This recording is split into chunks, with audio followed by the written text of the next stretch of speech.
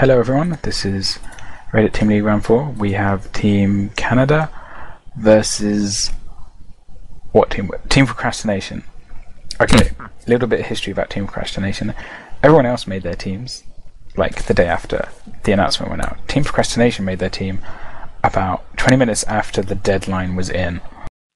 But they got on the form anyway, so that's how Team Procrastination... Hence the name. Yep, and they got voted for, so they're in. So that's Team Procrastination. That's very cool. Getting the replays of them has been an issue in the past, let me just say that. Just live up to their name, man. Yeah, I believe both teams are, well, I know Team Procrastination has, they haven't been too bad. I think they have 2 wins under the belt, actually, from 3 rounds, so that's very good. I think they got faced up against Dolphin Lords last round, and they lost that. Team Canada, on the other hand, haven't been so lucky, and I'm just going to check out which player is on which team. Sure thing. So we have another ZVP on Jungle Basin. All 3 matches we've watched today have been PvZ on this map.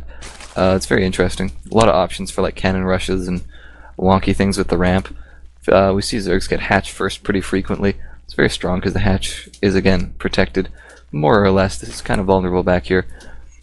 But still, it's no worse than any other map. But we're not going to see that this game. Pool first, probably a gateway from Protoss.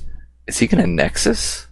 Wow, this could be a quick game. Phrame is anticipating a hatch first. This used to happen in Brood War.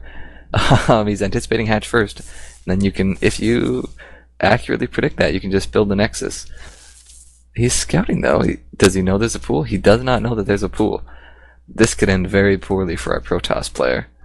If I can alliterate for a moment here. Check out the drone scout pattern. The drone's scout pattern. Wow, that's a bunch of clicks. But it's just anyway, BetterLuckTM, the Zerg, is Team Canada. Frame is Team Procrastination. Alright, so I'm going to be rooting for the Zerg as a Canadian myself. Yeah, that's the point, he's actually. Not gonna... Since teams can swap out and bring in 2 more players next week, do you know any good Diamond Canadian players that might be interested in helping Team Canada out? Good Diamond Canadian players. I could check my little black book. See if any of them have a free schedule. What does it have? Does it have Huck and Kiwikaki in it? Yes. And Druby. Is Druby Canadian? And dude, I met Druby. He's from BC. Like, he came to... Actually, he's only been to 1 local tournament. The other 2, he's been like at MLG or at IEM, at like cool events that are cooler than our little D2 man in some LAN center. But he's still a really good guy. Like, I met with him, I talked with him. He's a super cool guy. Shoutouts to Druby. Indeed. Indeed. I would shout out to the pros I've met, but they're kind of in Korea and they wouldn't be watching this anyway. So, Bailing Nest by BetterLuckTM, and he's still on 1 base. What do you think about Bailing Bust but without the second gas?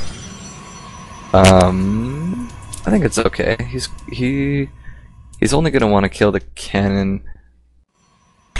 I don't know. If there was only 1 cannon, he'd do really well with just the 1 gas. He'd just bust it and then he wants as many Zerglings as possible, so 3 extra drones on minerals is good. I think any way he does a Baneling Bust, it's gonna work out. I kind of disagree with Frame's build here. They're really vulnerable to Baneling Bust, assuming it's executed correctly. Baneling Bust and like roaches against those destructible rocks. Because I did this build on this map. Like I've played on this map maybe once, and I did fast expand on this map, and he had about 6 roaches hammering on his rocks. So I had to put about 3 cannons there, and by that time you're never going to push out. So he just double expanded on me, and it was tough to deal with. Anyway, here's the Baneling's morphing in. There's only 1 pylon, and I think it's going to get it. Yeah, Zergling's kind of blocking the way here. Oh, not very well executed, but hey, a couple Banelings coming in, a couple Zerglings coming in. Zealot's just going to pop. No, he's going for the probes. Oh, is he going to run away? Oh, he's bunching them up. What a mistake. Press X. No! What? That could have done so much more damage. What a mistake. How did that happen? How did that? Little tip for you Zergs, when you got a Baneling selected, you press the X button and it will just detonate right on this spot. And that is how you kill that many probes. Man, that could have gone so much worse for Protoss. Zerg is in a tough spot now. That should have been a lot more probes. And way more probes. Cannon's gonna go up, and this is not pretty. Not pretty at all. Protoss really should put like a pylon here, like separate them so they don't get baneling busted again. Is Zerg droning at all? Nope. 14 Zerglings on the way, banelings on the way, speed is on the way, that'll be good. Protoss doesn't have much of a ground. I'd like to see like a Stargate maybe? That's just me being goofy. I don't know, he's got a sentry, he's got a lot of money, he's going 4 gates I guess. He just wants to survive. He knows actually that Zerg's econ is dead. I mean, Indeed. You just look at the income, it's over double now. Yeah, this Nexus in the back is really kicking in. He can take a lot of damage and he'll still be in good shape. The sentry, is he going to be on the ball to force field? No, he's not. They still hit. Oh, pylon, 45 health. One more baneling would end that. He's got a force field now. Force field! Oh, not protecting the pylon. Now he does. Zergling's kind of hanging out, wishing they could get through. Man, that work differential, 5 to 16. This is really tough for Zerg right now. More speedlings coming in. Oh wow, speed hits. The Zerglings are here. This is tough. Very few units. Just finished for Protoss, and he's got 5. No, he's got 6 gateways. So, I mean, he can just spam zealots at this point. Zerg can't take out the. I think he's pulling probes to defend, which is quite good. I mean, he's going to need to build a couple more cannons, and he's got a lot of money in the bank. And Zerg, he's kind of spamming Zerg. Yeah, he's definitely spamming Zerglings. But the next wave is going to take a while to get here, and Protoss is on 6 gateways, so. Yeah, Zerg wants to and needs to end this right now, but it's going to be really tough. He could get a couple banelings for the Zealots, but this econ is just huge. Protoss has a ton of money. He's got 6 gates. He can just build whatever he wants. I mean, that said, I think Zerg is actually. I mean, he's being relentless.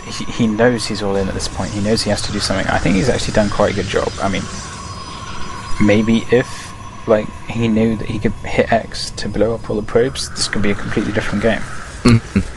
Definitely. I mean, the thing that's keeping Protoss in this game is his econ. He's taken a ton of damage, but he's got such a buffer because he's got all these probes. If he had lost those, he would not be in this good of a position. Look at that stalker count. There's no way.